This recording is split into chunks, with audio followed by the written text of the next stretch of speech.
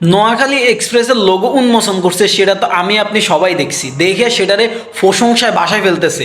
এখন এই প্রশংসা বাসায় ফেলার মাধ্যমে কিছু কিছু কমেন্টস দেখা যায় কি কিরে নারকেল গাছ আছে, বর্জা শাহী মসজিদ আছে, কিন্তু সুপারি গাছ নাই কি লেগে? আমরা সুপারি চুরি করতাম, সুপারি গাছ গেল কই? হ্যাঁ, আবার কেউ কেউ কমেন্ট করতেছে কি নিঝুম দ্বীপের হরিং কই? হরিংও তো দিতে পারতো, দুটো হরিং দিলেও তো অন্তত ভালো দেখা যেত।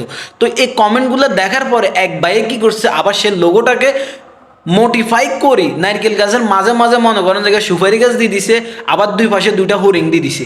মানে চিন্তা করা যায় তাদের আবেগ, মানে তারা কতটা আবেগী এবং কি কতটা উৎসাহিত এই বিপিএল নিয়ে।